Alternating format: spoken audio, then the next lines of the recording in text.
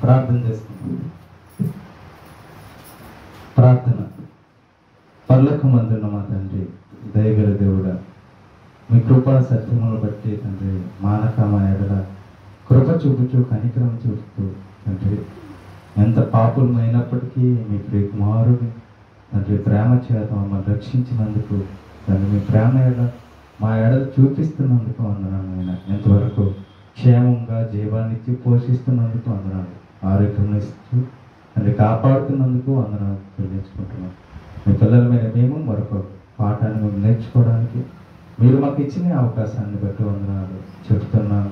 నాకును వింటున్న వారికి తోడుగా ఉంది తండ్రి, విన్న వాటిని నేర్చుకున్న వాటిని గ్రహించి వాటి ప్రకారం నడుచుకునే ఆలోచన విధానంలో బ్రతకడానికి సహాయం దయచేయమని యేసు పరిశుద్ధ నామములో అడిగి వేడుకుంటున్నాను తండ్రి.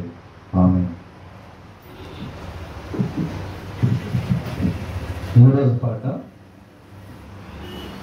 ఏది సొంత ఊరు, ఎవరు సొంతవారు. ఏది సొంత ఊరు, ఎవరు సొంతవారు. ఈ పాఠం చెప్పడానికి ముఖ్య ఉద్దేశం, మనం ప్రతి ఒక్కరూ ఎక్కడికైనా వెళ్ళామనుకోండి, ఖచ్చితంగా మీరెవరు అని అడిగేటప్పుడు మీ అడ్రస్ చెప్తారు. ఎక్కడి నుంచి వచ్చాము, ఏంటి, ఎవరు మీ సొంత వాళ్ళేనా అని అడిగేటప్పుడు కూడా ఎవరు సొంత వారు కూడా చెప్తుంటాం కదా. ఇది మనకు అలవాటుగా మన ఆధార్ కార్డులో చూసినా కూడా మన అడ్రస్ రాసి ఉంటుంది. ఎక్కడి నుంచి, ఎవరు, ఏ ఊరు, ఎవరు సొంత వారు, ఎవరు తండ్రి, ఎవరు తల్లి అని ఇలా చాలా రకాలుగా మనము ఆలోచన చేసేసరికి సొంత ఊరు అనేసరికి పుట్టిన ఊరిని, పెరిగిన ఊరిని సొంత ఊరుగా చెప్తాం. ఎవరు సొంత వారు అనేసరికి మనకి ఎవరైతే మన తల్లి గర్భం నుంచి, తండ్రి గర్భం నుంచి ఎవరైతే వస్తున్నారో వారిని రక్త సంబంధులు, సొంత వారు అని ఖచ్చితంగా మనము చెప్తాం. అవునంట కాదంట?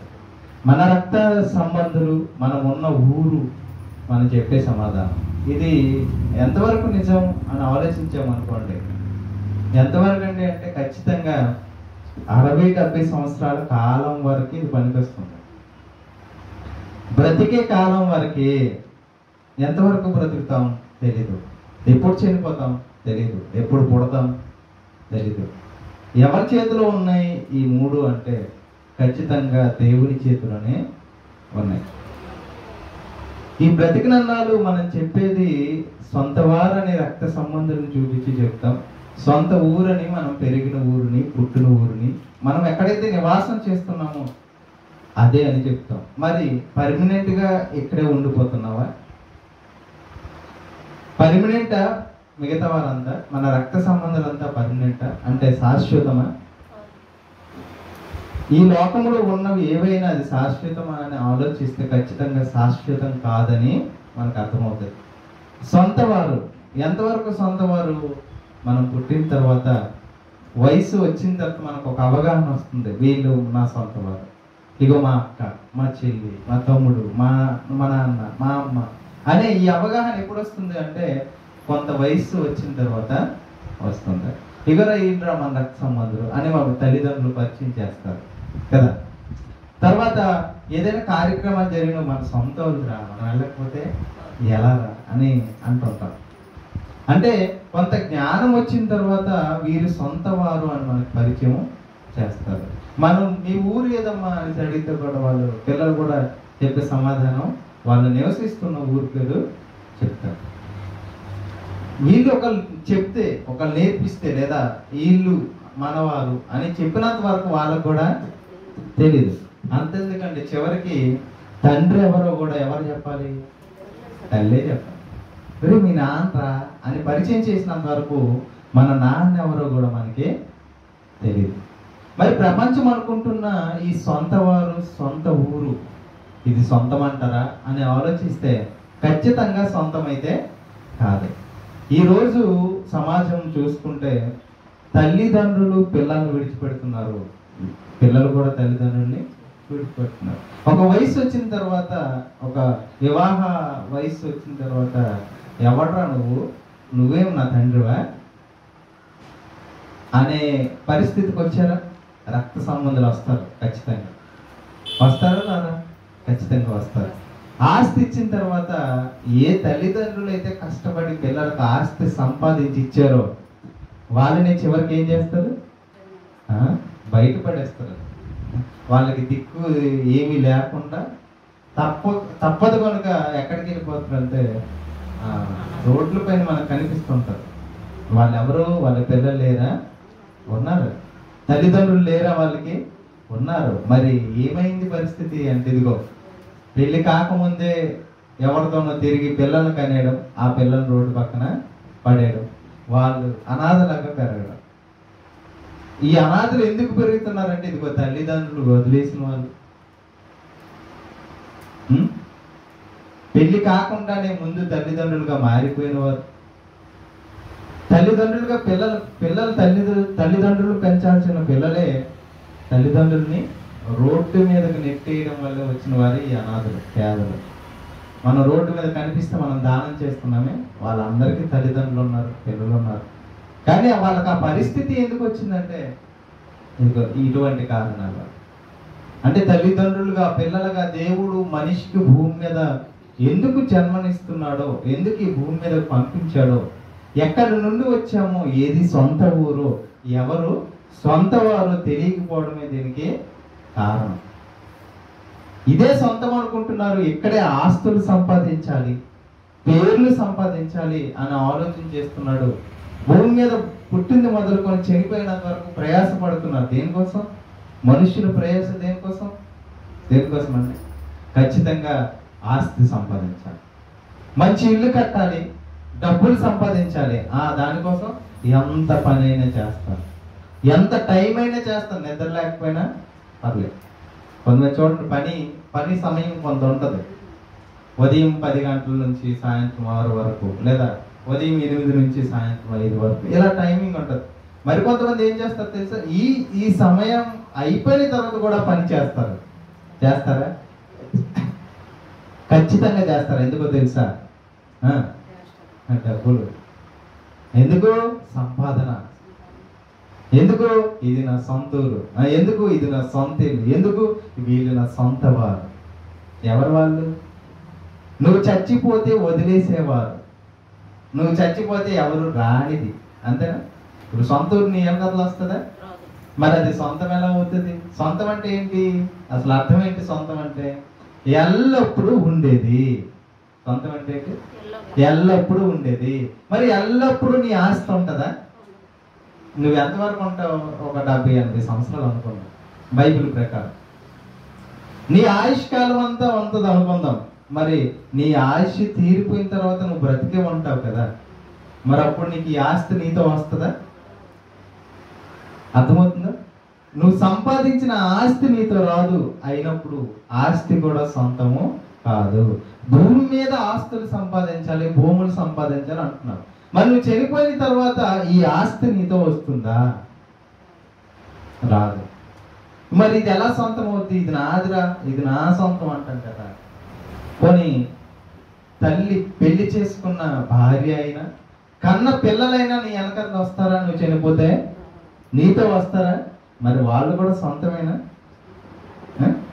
వాళ్ళు కూడా సొంతం కాదు, సొంతము కాదు. నువ్వు చనిపోతే నీతో పాటు ఎవరు రారు, నీతో ఎవరు రారు. నువ్వు సంపాదించిన ఆస్తి, నీ పేరు, నీ ఘనత, నీ డబ్బు, నీ పిల్లలు, నీ రక్త సంబంధులు ఎవరు రారు. ఎవరు రాకపోతే ఇవి సొంతం అంటారా? సొంతం కాదు. మరి ఏది సొంతం, ఏది సొంత ఊరు, ఎవరు సొంత వారో తెలుసుకోవాలండి. బైబిల్లో చాలా మంది భక్తులు ఉన్నారు. వాళ్ళు ఎవరి గురించి సొంత వారు అంటున్నారో, ఏది సొంత ఊరు అంటున్నారో మనం నేర్చుకుందాం. మనకి ప్రపంచంలో ఇటువంటి పాఠాలు ఎవరు చెప్పరండి. ఒక బైబిల్ నేర్చుకున్న, బైబిల్ తెలుసుకున్న వారు మాత్రమే. అది కూడా బైబిల్ ఓపెన్ యూనివర్సిటీ జైశాలి వీడి సుందరరావు దగ్గర నేర్చుకున్న వాళ్ళు తప్ప ఇటువంటి అద్భుతమైన పాఠాలు, మనిషిని దేవుని వైపు నడిపించే, మనిషిని పరలోకం వైపు నడిపించే పాఠాలు చెప్పాలంటే, ఆత్మ సంబంధమైన పాఠాలు చెప్పాలంటే ఎవరు చెప్తారో తెలుసా? BOUIలో నేర్చుకున్నవారు మాత్రమే. ఆయన దగ్గర నేర్చుకున్న వారు ఎవరైతే ఉన్నారో వాళ్ళు మాత్రమే సత్యాన్ని బోధించగలరు, ఉన్నది ఉన్నట్టుగా. అయితే మరి ఇది సొంత ఊరు కానప్పుడు మరి ఏది సొంత ఊరు?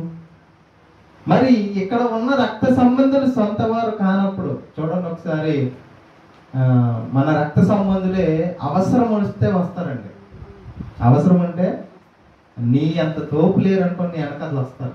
అవసరం నువ్వు అది చేయగలవు అనుకుంటే. ఎప్పుడైతే నువ్వు అది చేయలేవు అనుకున్నారు అనుకోండి, నిన్ను నీ కాళ్ళు పట్టుకున్న వాళ్ళే వాళ్ళ కాళ్ళతో తర్వాత అంటారు. అవసరమైతే తల, అవసరం లేకపోతే కాళ్ళు. చూసా? అంతేనా? అంటే మనిషికి ఎప్పుడు నువ్వు కావాలి, ఎప్పుడు సొంత వాడివి అంటే అవసరం ఉంటే. అవసరం లేకపోతే నువ్వు ఎవరికి అవసరం లేదు. మరి వీళ్ళు మనకు సొంతం అంటారా? మనం సంపాదించిన ఇల్లు కానీ, మనం సంపాదించిన ఆస్తి కానీ, మనం కన్న పిల్లలు కానీ, మనల్ని పెంచిన తల్లిదండ్రులు కానీ వీరెవరు మనకి సొంత వారు కాదు.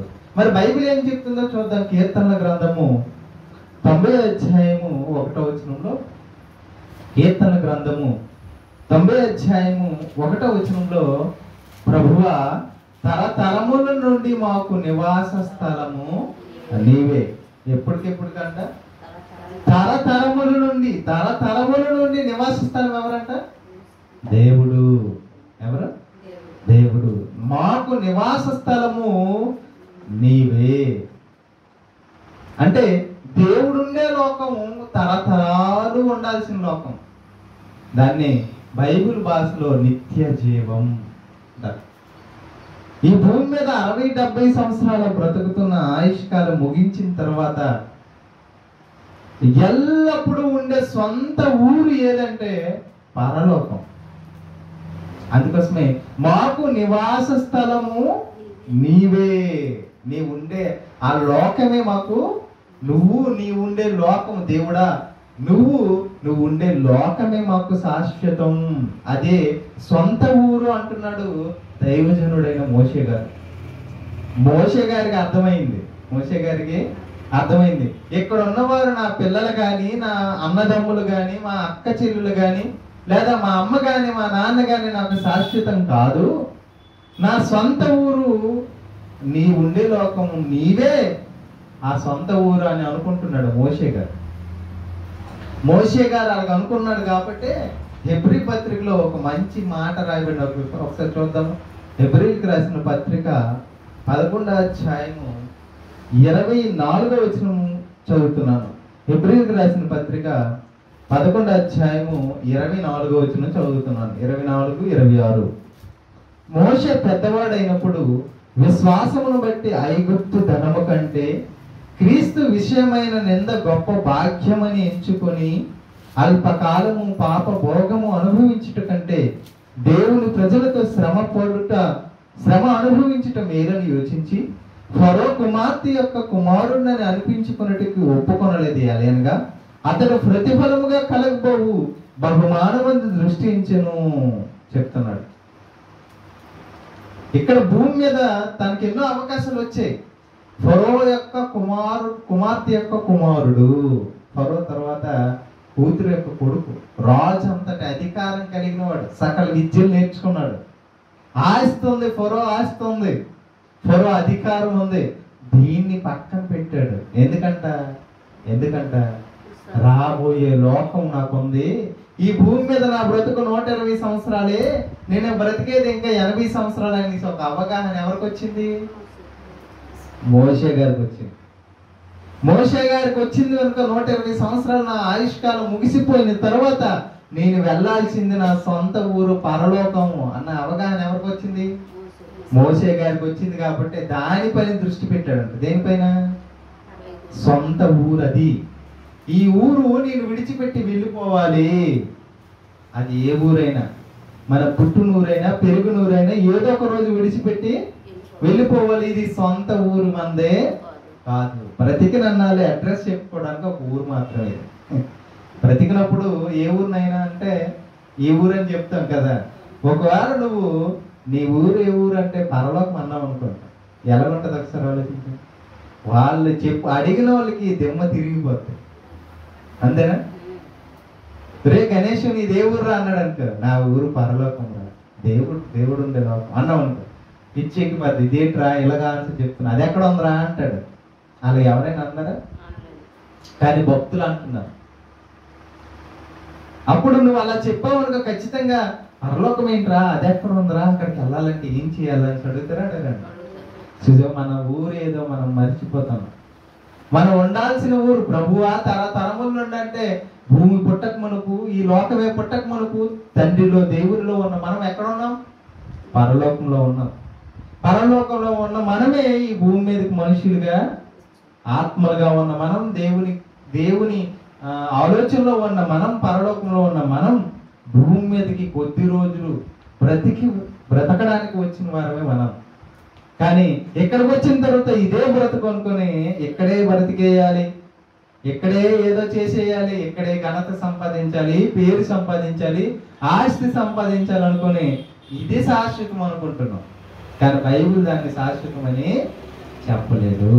భక్తులకు అర్థమైంది నా సొంత ఊరు ఇది కాదని సంగతి. ఇది ఇక్కడికి వచ్చి భూమి మీదకి వచ్చిన తర్వాత ఇది సొంతం అనుకుని చాలా మంది చనిపోయి వారి సొంతం కాని ఊరు ఒకటి ఉంది. వారి సొంతం కాని, వారి సొంత ఊరు కానీ ఇంకొక ఊరు ఉంది, అదే పాతాళం. ఇక్కడ బతికున్నప్పుడు సొంత ఊరు పరలోకం అని ఎవరైతే తెలుసుకోరో వాళ్ళందరూ ఎక్కడికి వెళ్ళిపోతున్నారు? సొంత ఊరు కాని ఊరికి వెళ్ళిపోతున్నారు. అర్థమవుతుంది? దేవుడు అది అపవాదికిని వారి దూతల కోసం నిర్ణయించాడంట. ఏది? పాతాళమైన ఊరు. ఒకసారి చూద్దాం మత్తయి సువార్త. చూడండి, పాతాళం ఎవరి కోసం దేవుడు చేశాడో? మనుషుల కోసమా? ఒకసారి చూడండి, మత్తయి సువార్త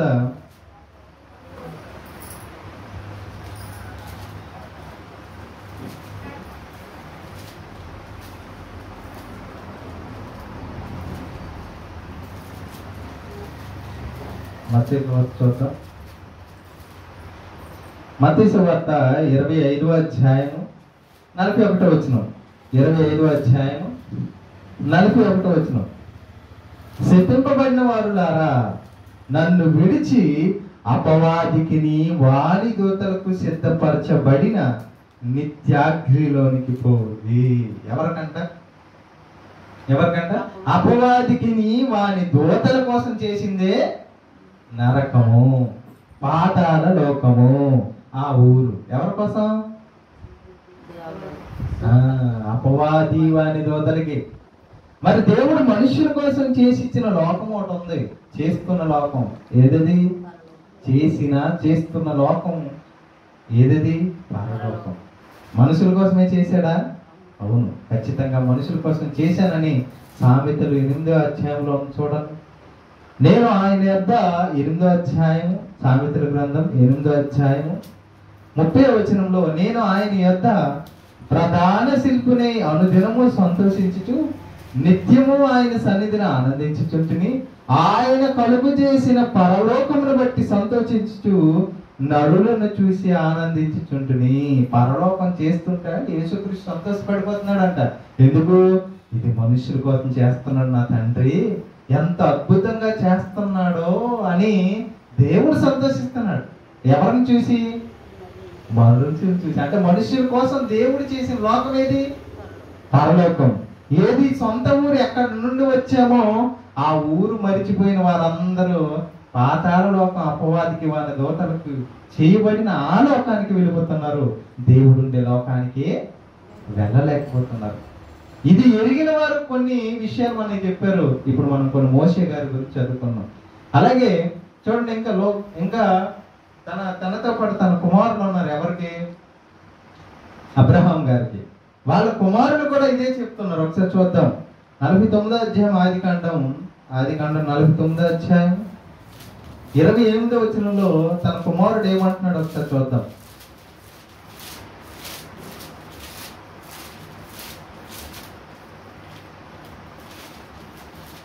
ఆదికాండం 49వ అధ్యాయము 28వ వచనం.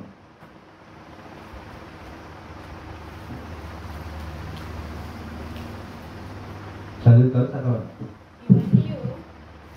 49వ అధ్యాయం ఆదికాండం 28వ వచనం. ఇవి అన్నీ ఇశ్రాయేలు 12 గోత్రములు వారి తండ్రి వారిని దీవించుచు యాకోబు గారి జీవితం గురించి. యాకోబు చనిపోయేటప్పుడు తన పిల్లల్ని పిలిచి చెబుతున్నాడు అన్నమాట విషయాలు. ఓకేనా? ఎవరైనా తండ్రి చనిపోతే ఫస్ట్ కుమారులు కానీ కూతుర్లు కానీ దేని గురించి చెప్తారండి? చెప్పండి మీరు. ఇప్పుడు మన ఊర్లో ఒక తండ్రి ఉన్నాడు అనుకోండి. ఆ తండ్రి చనిపోయే ముందు, తల్లి చనిపోయే ముందు పిల్లలకి ఏం చెప్తారు చెప్పండి? జాగ్రత్త చెప్పరు. ఎవరికి ఎంత అప్పు ఇచ్చారో చెప్తారు, ఎంత ఆస్తి ఉందో చెప్తారు, ఎక్కడెక్కడ ఉందో చెప్తారు, ఏవైతే దాచుకున్నారో అవన్నీ చెప్తారు చనిపోయే ముందు. అవునా? అంటే లోకంలో ఉన్న బ్రతుకుతున్న వారికి దేవుని గురించిన అవగాహన లేదు కనుక, దేవుడు ఉండే లోకం మన సొంత ఊరు అన్న అవగాహన లేదు కనుక వాళ్ళు ఏం చెప్తారంటే లోకంలో ఉన్న విషయాలే చెప్తారు. అర్థమైందా? కానీ ఇక్కడ యాకోబు గారు చనిపోతూ ఏం చెప్తున్నాడో పిల్లలకు చూడండి పిలిచి. వారి తండ్రి వారిని దీవించుతూ వారితో చెప్పినది ఇది, వారికి ఆజ్ఞాపించుచు ఇట్లా నేను. అంతేనా? ఎవరి దీవెన చొప్పున వారిని దీవించిన తర్వాత అతను వారికి ఆజ్ఞాపించుచు ఇట్లా నేను నా స్వజనుల యొద్దకు చేర్చబడుచున్నాను. నేను ఎక్కడికి వెళ్తున్నానంట? నా సొంత వారి దగ్గరికి వెళ్తున్నాను. మరి ఈ పిల్లలు సొంత వారు కాదా? యాకోబు గారు ఏం చెప్తున్నారు? నేను నా స్వజనులు. స్వజనులు అంటే నా సొంత వారు. నాకు సొంత వారు ఉన్నారు, వారి దగ్గరికి నేను వెళ్ళిపోతున్నాను అని యాకోబు గారు చెప్తున్నారు. మరి కళ్ళ ముందు ఉన్న ఈ కొడుకులు కుమార్తెలు వీరందరూ సొంత వారు కాదా? మనవరాళ్ళు మనవాళ్ళు ఎంతమంది అండి? 5 లక్షల మంది తర్వాత సంతానం కదా. ముందైతే ఒక 70 మంది వరకు ఉన్నారు, 72 మంది, చాలా ఎక్కువ మంది. యాకోబు గారు తన పిల్లల్ని పిలిచి 12 మందిని పిలిచి, నాయన నేను నా స్వజనుని ఎత్తుకు వెళ్తున్నాను, చేర్చబడుచున్నాను అంటే నా స్వజనులు అంటే మీరు కాదు అని ఇండైరెక్ట్ గా చెప్పేస్తున్నాడు. ఎవరు? యాకోబు గారు. మరి స్వజనులు వారు కాదు అన్నప్పుడు మరి ఎవరంటారు స్వజనులు? కదా, అర్థం అవ్వాలి, తెలియాలి లేదండి? స్వజనులు అంటే ఎవరో మనకి తెలియాలి. మనం ఏమనుకుంటామంటే మన రక్త సంబంధులు, మన సొంత వారు, మన చుట్టూ ఉన్నవారు మన సొంత వారు, ఇదే మన సొంత ఊరు, ఎక్కడే అనుకుంటున్నాం మనం. కానీ బైబిల్లో భక్తులు అలా లేరు. నా స్వజనులు అంటే ఎవరో 31వ వచనంలో చెప్తున్నారు చూడండి. అంటే ఈయన చనిపోయిన తర్వాత ఎక్కడ పాతి పెట్టాలో చెప్తున్నాడు. అక్కడనే వారు అబ్రహామును అతని భార్య అయిన సారాయును పాతి పెట్టిరి, అక్కడనే ఇస్సాకును అతని భార్య అయిన రెబ్కాను పాతి పెట్టిరి, అక్కడనే నేను లేయాను పాతి పెట్టి.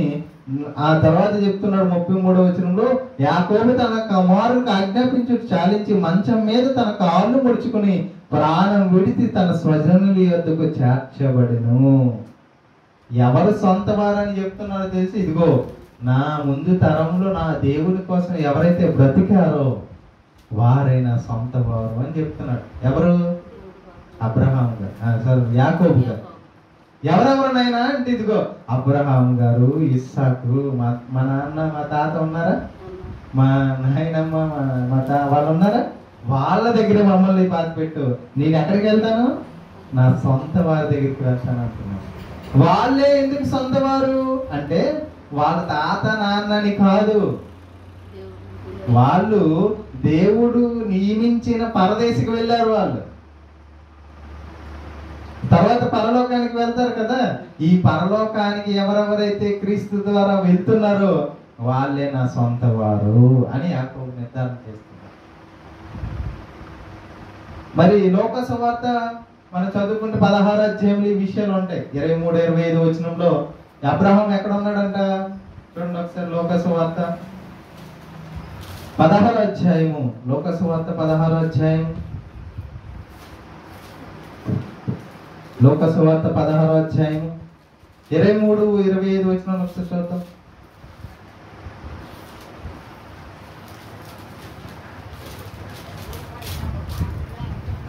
అప్పుడు అతడు పాతాళంలో బాధపడుచు కన్నులెత్తి దూరము నుండి అబ్రహాము రొమ్మున అతను ఆనుకున్న లాజరుని చూచి అన్నాడు.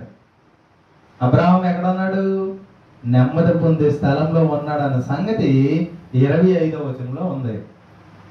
అంటే పరదేశంలో ఉన్న ఈ పితరుల యొద్దకే ఎవరు చేర్చబడ్డారు? ఎవరు స్వజనులని ఎవరు చెప్తున్నారంటే యాకోబు గారు చెప్తున్నారు. ఎవరైతే పరదేశికి వెళ్ళారో, ఎవరినైతే దేవుణ్ణి అంగీకరించి దేవుని మాటల ప్రకారం బ్రతుకుతున్నారో వారే నా సొంత వారు అంటున్నాడు. ఎవరు? యాకోబు. మీరు బ్రతికితే మీరు నా సొంత వారే, మీరు సొంత వారే. యేసుక్రీస్తు కూడా ఇదే మాట చూడండి ఎంత అద్భుతంగా చెప్తాడు. ఒకసారి మత్తయి సువార్త 12వ అధ్యాయం, మత్తయి సువార్త 12వ అధ్యాయము చూడండి. యేసుక్రీస్తు కూడా సొంత వారని ఎవరిని అంటున్నాడు చూడండి. యేసుక్రీస్తు కూడా సొంత వారని ఎవరిని అంటున్నాడు చూడండి. 12వ అధ్యాయము 47 నుంచి చదువుదాం.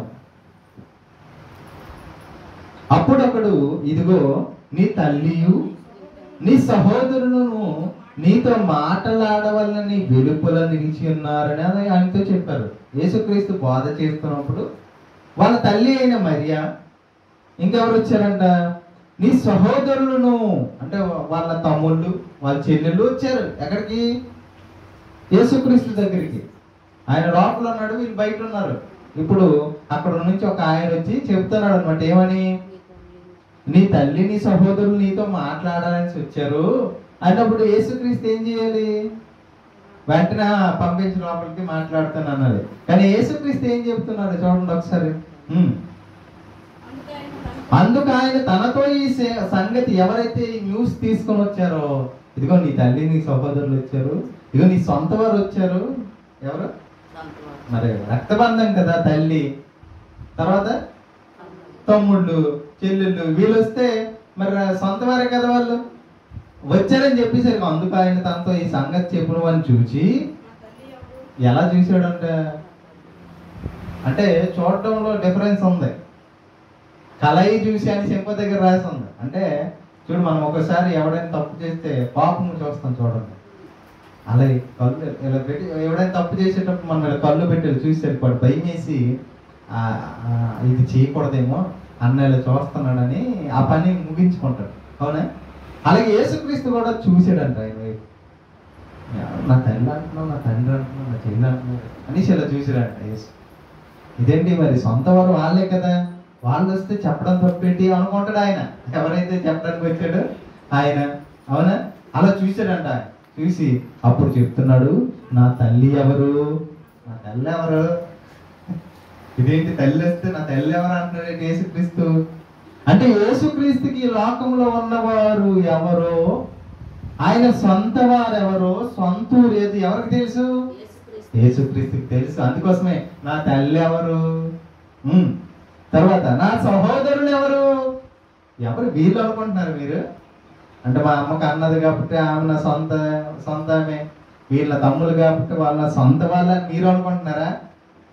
నా తల్లి ఎవరు, నా సహోదరులు ఎవరు అని చెప్పి తన శిష్యుల వైపు చేయి చాచి, ఇదిగో నా తల్లి నా సహోదరులను అన్నాడు. శిష్యుల వైపు చూసి ఏమన్నాడంటే, మీరేనరా అంటున్నాడు. అది మేమెలాగా అనుకుంటారు వాళ్ళు. చుట్టూ ఉన్న వాళ్ళు శిష్యులతో ఎవరెవరైతే ఉన్నారో 12 మంది శిష్యులతో జనసమూహం ఉన్నారా, వాళ్ళని చూసి ఏమన్నారు? మీరే నా తల్లి, మీరే నా సహోదరులు, మీరే మాకు అన్న చెల్లి తమ్ముడు, మీరే నా తల్లి అంటున్నాడు.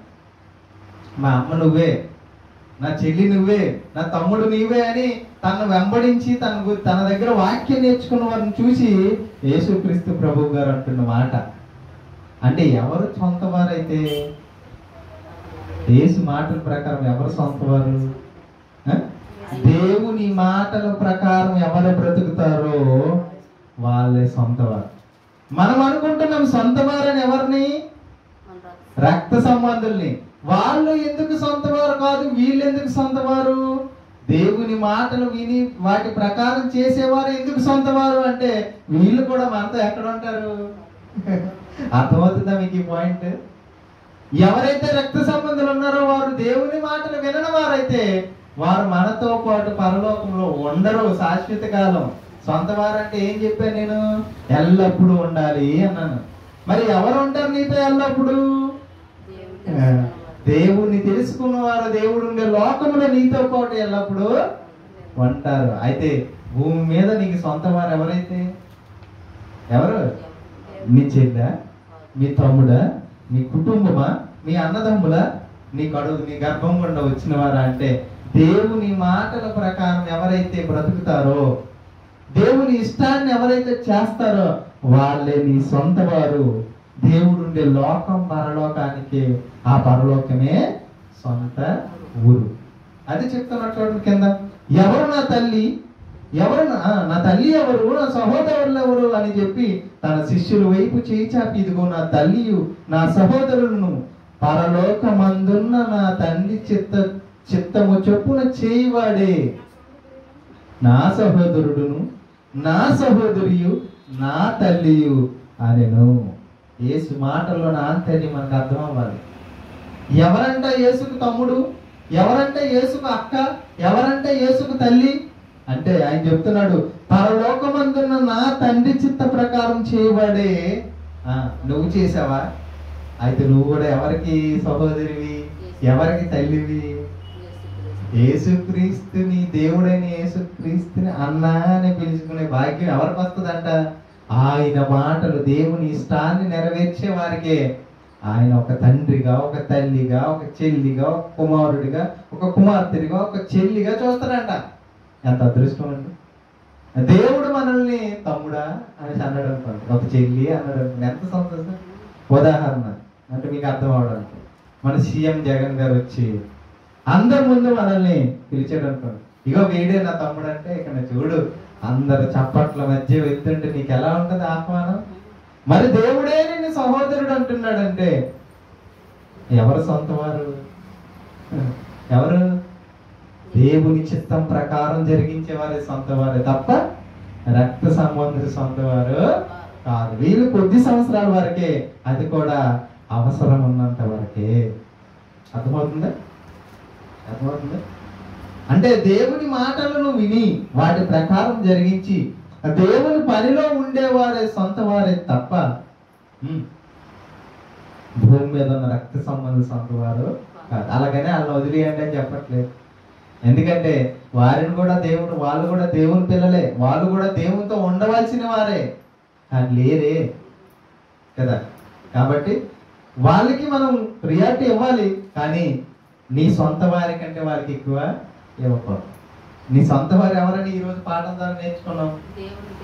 అది దేవుని వారి కంటే, దేవుడి కంటే, దేవుడు లోకం కంటే వారు ఎక్కువ కాదు. వీళ్ళ తర్వాతే వాళ్ళు భూమి మీద ఉన్నంత వరకు అది కూడా కొద్ది రోజులు, అది కూడా అవసరం ఉంటేనే వాళ్ళకి కావాలి. కానీ ఆత్మీయ బంధం ఇది రక్త సంబంధం, ఇది ఆత్మబంధం. ఆ రక్త బంధం తెగిపోద్ది ఏదో ఒక రోజు, కానీ ఆత్మబంధం ఎల్లప్పుడూ నిలుస్తుంది. ఆత్మబంధమైన దేవుంది మంది కాదా? దేవుడు ఆత్మ, మనము ఆత్మ. ఆ ఆత్మలో నుంచి వచ్చిన మనుషులు మనమందరం ఆత్మలు. దేవునిలో నుండి వచ్చిన వారం మనం, దేవుని దగ్గరికి వెళ్ళాల్సిన వారం, దేవుడితో ఉండాల్సిన వారం కదా. అందుకోసమే ఇంకొక భక్తుడు చెప్తున్నాడు, ఏప్రిల్కి రాసిన 11వ అధ్యాయం, ఏప్రిల్కి రాసిన పత్రిక 11వ అధ్యాయంలో అబ్రహాం గారు చెప్తున్నా, లేదా ఇస్సాకు యాకోబు గారు చెప్తున్న మాటలు చూద్దాం ఒకసారి. ఏప్రిల్కి రాసిన పత్రిక, వాళ్ళు సొంత ఊరు సొంత వారని ఎవరని అంటున్నారో దానికోసం ఎంతగా ఎదురు చూస్తున్నారు చూడండి. ఏప్రిల్కి రాసిన పత్రిక 11వ అధ్యాయం 13 నుంచి 16 వచనాలు చదువుకుందాం. అది చదివే ముందు మరొక మాట చదువుతాం. 10వ వచనం 9 నుంచి చదువుతాం, 8 నుంచి. ఏప్రిల్ రాసిన పత్రిక 11వ అధ్యాయం 8, 9, 10, 13 ఇలా చదువుదాం. ఓకే. అబ్రహాము పిలువబడినప్పుడు విశ్వాసమును బట్టి ఆ పిలుపునకు లోబడి తాను స్వాస్థ్యముగా పొందనై ఉన్న ప్రదేశమునకు బయలువెళ్ళును, మరియు అక్కడికి వెళ్ళాలన్నది ఎరుగుకు బయలువెళ్ళును. విశ్వాసమును బట్టి అతడును అతనితో ఆ వాగ్దానం సమాన వారసులైన ఇస్సాకు యాకోబు అనువారును గుడారములలో నివసించుచు. ఎక్కడ నివసించారంటే వీళ్ళకి ఒక దేశం ఇచ్చాడు దేవుడు, అభివృద్ధి చేశాడు దేవుడు, ఎంతో ఆస్తిని సంపాదించి పెట్టాడు దేవుడు. అయినా కూడా ఎక్కడ ఉన్నారంట? గుడారములో నివసించుచు అన్యుల దేశంలో ఉన్నట్టుగా వాగ్దాత దేశంలో పరవాసులేరి ఇయాలి అనగా ఎందుకు అలాగ ఉన్నామంటే అబ్రహాము ఇస్సాకు యాకోబులైన మేము ఎందుకు అలాగ ఉన్నామంటే దేవుడు దేనికి శిల్పియు నిర్మాణకుడినై ఉన్నాడు, పునాదులు గల ఆ పట్టణము కొరకు అబ్రహాము ఎదురు చూచుచుండెను. దేనికోసం చూస్తున్నాడంటే అబ్రహాం గాని ఇస్సాకు గాని యాకోబు గాని పరలోకం కోసం ఎదురు చూస్తున్నాడు. పునాదులు గల దేవుని చేత కట్టబడిన, దేవుడు దేనికి శిల్పియు నిర్మాణకుడై ఉన్నాడో అది నా సొంత ఊరు. నా సొంత ఊరు నేను వెళ్తాను కదా, మళ్ళీ ఎక్కడెందుకు నాకు ఇల్లు? అది వదిలేసి వెళ్ళిపోవాలి కదా నేను. నాకెందుకు ఈ ఆస్తి? ఈ మనసుతో ఉన్నారనమాట వాళ్ళు. ఉన్నన్నాళ్ళు ఉండాలి అంతే, బతికనన్నాళ్ళు అవసరం కనుక అంతవరకే. కానీ నేను ఎక్కడికి వెళ్ళాల్సిన వాడిని? నా సొంత ఊరు అన్న సంగతి ఎవరికి తెలుసు? అబ్రహాము ఇస్సాకు యాకోబులు తెలిసిందనమాట. అందుకోసమే వాళ్ళు ఏమంటున్నారో చూడండి ఒకసారి. 14వ వచనం చదువుతాం. మళ్ళీ 14వ వచనం చదువుతాం. ఇలాగ చెప్పువారు తమ స్వదేశమును వెతుకుచున్నారు. తమ సొంత ఊరిని వెతుకుతున్నారంట. ఎవరు? అబ్రహాము ఇస్సాకు యాకోబులు తమ సొంత ఊరు వెతుకుతున్నారంట. అదేంటి మరి ఇన్ని రోజులు నీ సొంత ఊర్లో కాదా అంటే వాళ్ళకి తెలిసింది ఏంటంటే ఈ భూమి మీద నివాసం ఏదో ఒక రోజు ముగిసిపోతుంది, నేను నా సొంత ఊరైన పరలోకానికి వెళ్ళాలి. నా సొంత ఊరు అంటున్నాడంటే సొంత ఊరు అని ఎప్పుడు అంటాం మనం? ఆల్రెడీ అక్కడ ఉండి వస్తే సొంత ఊరు అంటామా? ఇప్పుడు చూడండి, కొంతమంది పనుల కోసం హైదరాబాద్ వెళ్తారు, వెళ్ళి అక్కడ పని చేసుకుంటారు, మళ్ళీ మేము మా సొంత ఊరికి వెళ్ళిపోవాలండి అంటాం. అంటారా? అంటే నీ సొంత ఊరు అంటే ఏంటి? ఆల్రెడీ ఇంతకు ముందే నువ్వు ఉండి పనుల కోసం అక్కడికి వెళ్ళావు. అలాగే అబ్రహాం గారు ఏమంటున్నారు? నేను నా స్వదేశములకు అంటున్నాడు. అంటే నేను పరలోకంలో ఉన్నాను, పరలోకంలో ఉన్న నేను భూమి మీద కొద్ది రోజులు బ్రతకడానికి వచ్చాను, మళ్ళీ నా సొంత దేశానికి వెళ్ళిపోతాను అంటున్నాడంటే ఈ భూమి మీద పుట్టక ముందు మనుషులంతా ఎక్కడ ఉన్నవారైతే పరలోకంలో దేవుడి లోకంలో ఉన్నవారే ఈ భూమి మీదకు వచ్చిన వారు. అలా వెతుకుతున్నారు అంటున్నాడంటే పై వచనాలు చదివితే 13వ వచనంలో ఎందుకు ఈ మాట ఆయన గురించి రాయబడిందంటే వీరందరూ వాగ్దాన ఫలములు అనుభవింపకపోయినను దూరం నుండి చూసి వందనం చేసి తాము భూమి మీద పరదేశులమును యాత్రికులమై ఉన్నామని విశదపరుచుచున్నారు గారా. భూమి మీద ఉన్నప్పుడు ఎలా ఉన్నారంటే వీళ్ళు యాత్రికులము. ఈ భూమి మీద అలాగే కొంచెంసేపు ఉండి వెళ్ళిపోవడానికి. ఇది పరదేశులం అంటే ఈ దేశం మాది కాదు, ఈ లోకం మాది కాదు, మా లోకము మా స్వదేశము పరలోకము అని చెప్తున్నారు. ఎవరు? అబ్రహాము ఇస్సాకు యాకోబులు. ఇలా చెప్పిన వారిని ఇలా ఊహించుకొని ఇది మనసులో పెట్టుకొని ఆ లోకం కోసం ఎదురు చూసే వారి గురించి దేవుడు గొప్ప మాట చెప్పాడు కింద వచనాల్లో. 15వ వచనంలో ఇంకా 15 పదాలు చదువుకుంటే 15వ వచనంలో కూడా అబ్రహాం గారు ఏమన్నారు? వారు ఏ దేశము నుండి వచ్చిరో ఆ దేశమును జ్ఞాపకమందు ఉంచుకున్న ఎడల మరల వెళ్ళుటకు వారికి వీలు కలుగును. ఒక ఏరియా మనం గుర్తు పెట్టుకుంటేనే మళ్ళీ ఆ ఏరియాను మళ్ళీ వెళ్ళగలం. అవునా?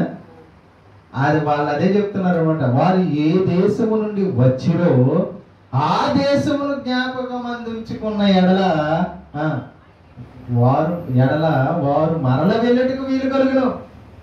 మరల వెళ్ళడం ఏంటి? అర్థమవుతుందా? అంటే ఫస్ట్ అక్కడ నుంచి వచ్చాం కాబట్టి మళ్ళీ వెళ్తున్నాం అని చెప్పుకుంటున్నారు. వారు ఏ దేశం నుండి వచ్చారో, ఏ దేశం నుంచి వచ్చారంట? పరలోకం నుంచి వచ్చారు. మళ్ళీ ఆ దేశానికి వెళ్ళడానికి మైండ్ లో పెట్టుకోళ్ళు. రూట్ మర్చిపోయాం అనుకోండి, ఒక ఊరు వెళ్ళి మళ్ళీ తిరిగి రావాలంటే మళ్ళీ అందరిని అడుక్కొని రావడమే కదా. అందుకోసం యేసు కూడా ఏమన్నాడంటే ఇదిగో పరలోకానికి నేనే మార్గమును అన్నాడు. మార్గం నేనే అంటున్నాడు. ఎందుకు? మీరు అందరూ మరిచిపోయారు నాయనా. ఈ భూమి మీదకి వచ్చేసి ఏం చేశారు? ఎక్కడి నుంచి వచ్చారో మర్చిపోయారు మీరు. మళ్ళీ అది జ్ఞాపకం చేయడానికి నేను వచ్చాను. ఎవరు? యేసుక్రీస్తు. ఈ బైబిల్ దేనికి? The Bible way to heaven అని నేను ఒక మాట చెప్తాను. The Bible way to heaven. ఇది ఎక్కడికి తీసుకెళ్తుంది వాక్యము అంటే, లేఖనములు యందు మీకు నిత్య జీవము, పరలోకం. వాక్యంలో ఏముంది? పరలోకం ఉంది. పరలోకానికి ఎలా వెళ్ళాలో చెప్పే రూట్ మ్యాప్. అంతేనా? ఒక దారి తెలియదు అనుకోండి, ఈ మధ్యన మొబైల్ ఫోన్లో మ్యాప్ అనేసి ఒకటి ఉందన్నమాట. ఆ మ్యాప్లో ఊరి పేరు ఎక్కడి నుంచి ఎక్కడికి వెళ్ళాలి టైప్ చేస్తే అది రూట్ చూపిస్తుంది. ఆ రూట్ను ఫాలో అవుతూ వెళ్ళిపోతున్నారు చాలా మంది అడ్రస్కి. అలాగే ఈ లోకం నుంచి పరలోకానికి వెళ్ళాలి అంటే ఆ పరలోకానికి వెళ్ళే రూట్ మ్యాప్ ఎందులో ఉందంటే ఈ బైబిల్లో ఉంది.